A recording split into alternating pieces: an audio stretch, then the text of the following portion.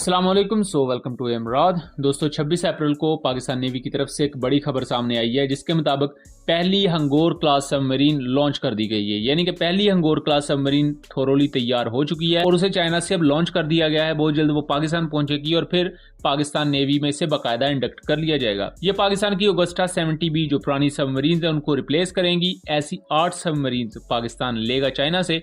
इनमें से 4 चाइना बना के देगा पाकिस्तान को, जबकि 4 पाकिस्तान में खुद बने, यानी कि Karachi shipyard and engineering works. ये वीडियो मैं इस वक्त इस वजह से बना रहा हूँ, एक तो ये बहुत बड़ी खबर थी, दूसरा रिसेंटली हमने कुछ खबरें ये भी देखी और बहुत से लोगों ने कमेंट सेक्शन में भी पूछा हुआ था कि इंडियन साइड ये क्लेम कर रही है कि जो हंगोर क्लास सबमरीन्स है वो कैंसिल हो गई हैं, वो डिले हो गई हैं और इसे इंडिया के मेन स्ट्रीम मीडिया तक ने कवर किया हुआ है। तो उस वक्त मैंने इस पर वीडियो बहुत सी रीजंस की बुनियाद पर नहीं बनाई थी, बिकॉज हमें पता था कि ये अपडेट आने वाली है। तो जब अपडेट आएगी तो हम उसी के साथ इस चीज को क्लैरिफाई कर देंगे। तो अब मेरे ख्याल से वो सारा प्रोपेगेंडा शटर हो चुका होगा। कोई डील कैंसिल हुई है, कोई सबमरीन डिले हुई है। जैसा कि हमने शुरू में भी कहा था कि जो सबमरीन होगी वो 2024 के शुरू में ही पाकिस्तान नेवी तक पहुंचा दी जाएगी या लॉन्च कर दी जाएगी, तो वो हमारे सामने है। इस अटैक सबमरीन के बारे में इससे पहले बहुत से दूसरे प्रोपेगेंडास भी किए गए जिस पर हमने वीडियोस बनाई हुई हैं। उन तमाम का लिंक मैं डिस्क्रिप्शन में दे दूंगा। मैं अक्सर औकात लिंक देना भूल जाता हूँ डिस्क्रिप्शन में, लेकिन मैं कोशिश करूंगा कि इस दफा मैं लिंक डिस्क्रिप्शन में दे दूं। बहरहाल प्रोपेगेंडा कुछ इस तरह के थे कि इंडियन साइड ने एक ये भी क्लेम किया कि जो ग्रीस है, यूनान है, लिथियम इयन बैटरीज देने से इनकार कर दिया है टाइप 39B सबमरीन, जिन्हें हम हंगोर क्लास सबमरीन कहते हैं। तो उस पर मैंने पूरा उससे फैक्ट चेक किया था। उस वीडियो का लिंक डिस्क्रिप्शन में होगा कि वो खबर किस तरह झूठी थी और मनगढ़ंत थी। उसके बाद ये अब रिसेंट एक प्रोपेगेंडा चलाया गया। उसके बाद इसके इंजन को लेकर बहुत ही ज्यादा गलत खबरें फैलाई गई कि इसमें चाइनीज इंजन पाकिस्तान ले रहा है। पाकिस्तान बुनियादी तौर पर यह चाहता था कि इसमें जर्मन इंजन आए, क्योंकि जर्मनी की जो सबमरीन टेक्नोलॉजी है वो बहुत बेहतर समझी जाती है पूरी दुनिया में। और पाकिस्तान कन्फिगर कर रहा था कि ये जो सबमरीन हमारी होगी ये स्टेल्थ सबमरीन होगी, क्योंकि जो आबदोजें होती हैं ये नेवी के स्टेल्थ एयरक्राफ्ट होते हैं, क्योंकि इन्होंने समुद्र में छुपकर ऑपरेशन करने होते हैं। इनके पास जो न्यूक्लियर मिसाइल होते हैं वो अननोन लोकेशन पर मौजूद होती है, यानी कि ये सबमरीन अपनी लोकेशन दुश्मन तक नहीं पहुंचने देती। तो ये सेकंड स्ट्राइक कैपेबिलिटी के लिए और दुश्मन को डेटर करने के लिए बहुत ज्यादा अहम होती हैं।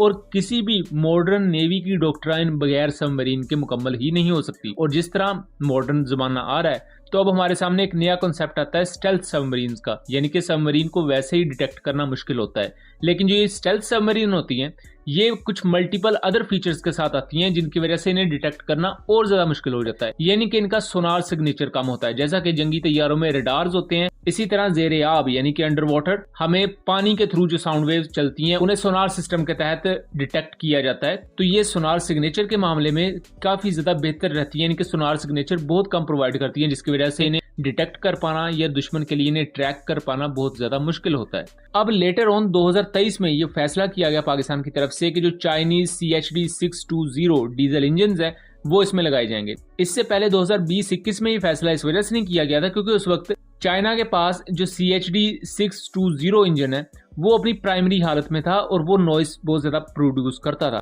अब वो ज्यादा नॉइस जब प्रोड्यूस करता था तो उस वजह से उसका सोनार सिग्नेचर ज्यादा हो जाता था, जिसकी वजह से वो सफिशिएंट परफॉर्मेंस नहीं दे सकता था। बट 2023 में चाइनीज इंजीनियर्स ने लिथियम इयन बैटरीज को डेवलप कर लिया और ये जो इंजन था ये भी इंप्रूव हो गया। हमने डिटेल उस पर वीडियो बनाई हुई है, लिंक उसका भी मैं डिस्क्रिप्शन में दे दूंगा। तो फिर 2023 में पाकिस्तान नेवी ने फैसला किया कि अब जो हम चीजें चाहते थे जर्मन इंजन से वो तो चलो नहीं है, लेकिन चाइनीज इंजन में वो चीजें ऐड कर दी गई हैं। ये 2 साल की पूरी मेहनत के बाद ये चीजें हुई थी। तो उसके बाद फिर पाकिस्तान नेवी ने ये फैसला किया कि हम चाइनीज इंजन के साथ ही आगे लेकर इसे चलेंगे। इसमें Stirling powered air independent propulsion system यानी कि AIP सिस्टम भी यूज होगा और इसमें आपको 6 टॉर्पीडो ट्यूब्स मिलेंगी। एक वक्त में 20 से 30 तक मिसाइल्स या टॉर्पीडोज को कैरी कर सकता है।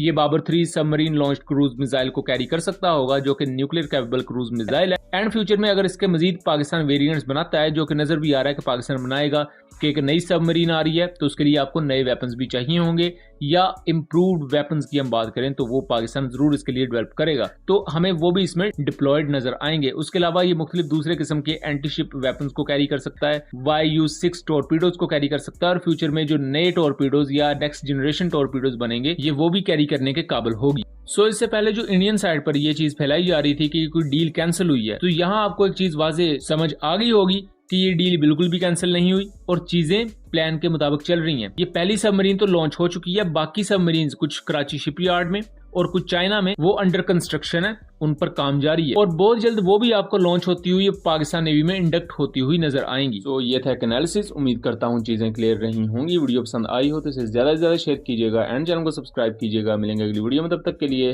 अल्लाह हाफिज।